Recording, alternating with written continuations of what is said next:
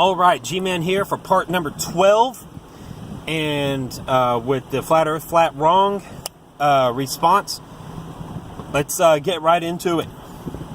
So you can see where these things go, and I'll let you ask a question if you want. Dr. Sungenis, when I got into this discussion with some people, they said they talked about the Go Fast rocket that they sent up 73 miles, took pictures, and the Earth still looked flat from that elevation. So I made a comparison. I said, let's assume the round Earth theory is true, globe Earth theory, and it's about 8,000 miles in diameter. Let's change every 100 miles to be an inch. So that would be 80 inches. An 80-inch globe, about 7 feet. So I made a 7-foot circle on the wall and said, they went up 73 miles. That's like going up 3/4 of an inch above a 7-foot ball. 3/4 of an inch above a 7-foot ball, it's still going to look flat. Plus you have the problem of your camera lenses and how you get the distortion at the edge of any lens. That's a common known physical problem for years. So they're saying that we can't see, they went up 73 miles in the rocket and couldn't see the curvature of the Earth. Well, duh, of course you can't see it from that height. To an ant, I'm sure a basketball looks flat. Can you explain about that, please? All right, let me just say that the main flat earthers are all aware of this. Rob Skiba, Mark Sargent, Jaron Campanella. That's just what Nathan Roberts. That's just what's floating on the top of my head. You know, for the main flat earthers. We know that you can't simply go 73 miles and see the curvature. Okay, you got to go at least 100 miles before you can just barely start to see the curvature. And I also showed a video demonstrating, you know, what it would look like in a ball. Okay, so the curvature is not in question at that height. What is in question is the horizon. Okay, the horizon should be dropping. I almost want to show you the horizon right out here. Okay, but the horizon should be dropping at that height, below eye level. You should have to look down to see the horizon the higher you go. All right, let's... Yes, I am, and I'm also familiar with was Baumgartner going up 120,000 feet. He didn't see any curvature, and that's because you're not going to see any curvature. You have to go way up beyond 100 miles at least to begin to see even a faint curvature of the Earth. There's a guy on the internet. He's an engineer called Walter Bislins, and he has got the See, that's what I just said. You got to go up at least a more than just before you can barely see the curvature. You got to go higher than 100 miles.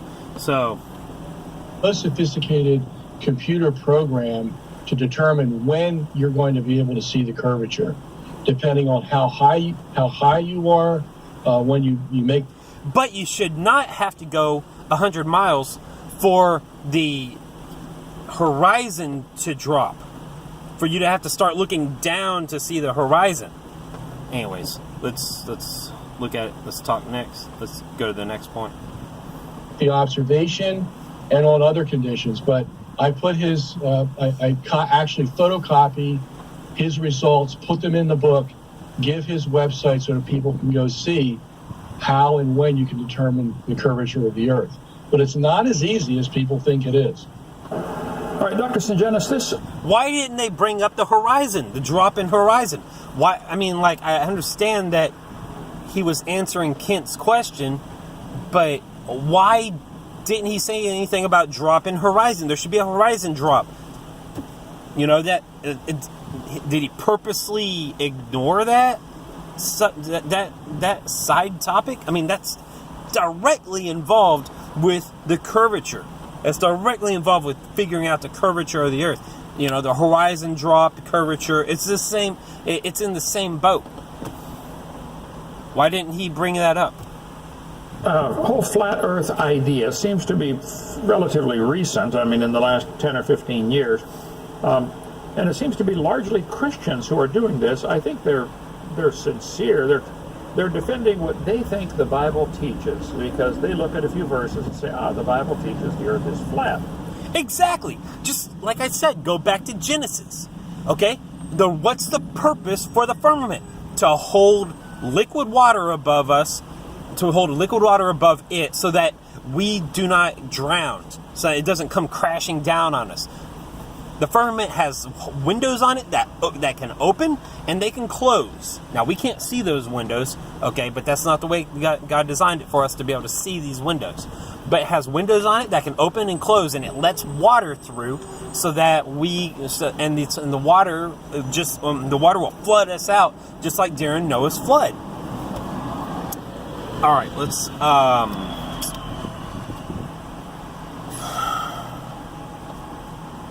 Of course, you could talk about the Earth having four corners and say, well, maybe it's a cube or maybe it's a tetrahedron, or anyway. But where did this come from? Why is it mostly Christians doing this? And what do you tell them? How do we convince them otherwise? Yeah, well, let me ask you this: the Bible says that God created the firmament on day 2 of creation.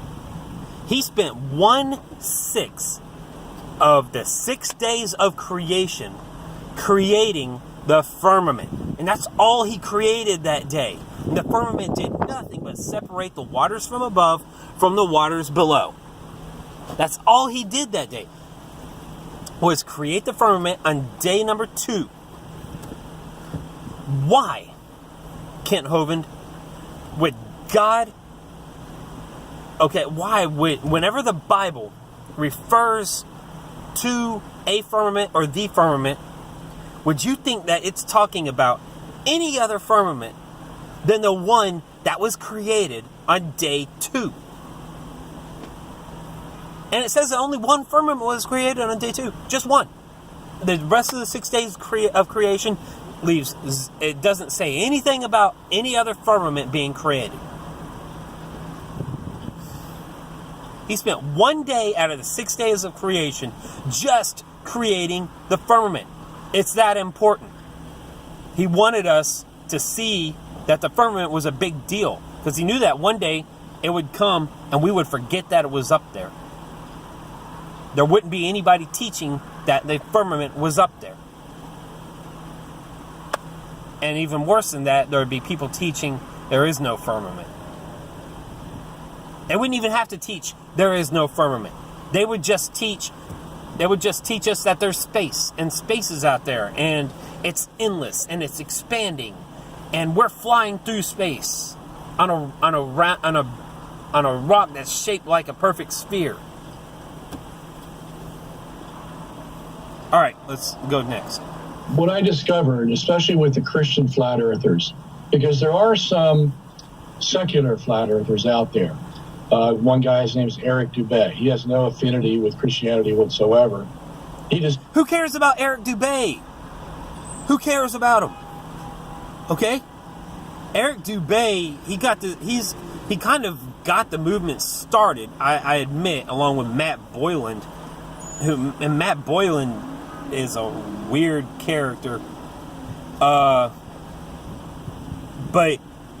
Matt Boylan can go away. Whatever his purpose was, whatever he meant to do, he did it, and he's been done with that for a long time. I don't know what his deal is. He's a weird guy. He can go away. But Eric Dubay is like, answer Kent Hovind's question. Don't tell us about Eric Dubay. We want to know about why Christians are doing this. All right, come on. Believes the whole world is corrupt, and that the flat earth thing is one of the other conspiracies they've been hiding from us, you say. But leaving him aside and going to the Christian flat earthers. Yes, please. I feel sorry for them in a way, because we don't care how you feel. And I've watched their videos time and time again, and I've come to know them. I come to know who they are, what their motivations are, what's driving them, what they feel about Jesus Christ and the gospel. I mean, I know all that stuff about them, and a lot of them are very sincere. Now, you and I would say they're sincerely wrong, but they're sincere because they believe the Bible tells them that. Sincerely wrong about what? Okay? About them sending rockets up into space? About them landing on the moon? Which can be definitively proven that we didn't go to the moon. Easy to prove. We did not go to the moon. It was a faked mission. They faked it 6 times. Just ask yourself. Every single moon mission, every time we went up to the moon was 6 times. We went up 6 times. Okay, almost 7 with the exception of Apollo 13. And every single one of them was while Nixon was president. That's not the way things work. Because the president who came after Nixon, he would have said, oh, Nixon went to the moon. Oh man, well, I've got to build a moon base up there. We need a space station. We need to have we would have had a space force a long time ago. You know, our next following every subsequent president would have been trying to outdo the last president. That's how things work. You don't go 50 years without going to the moon. I mean, you don't go to the moon and then wait 50 years and never return.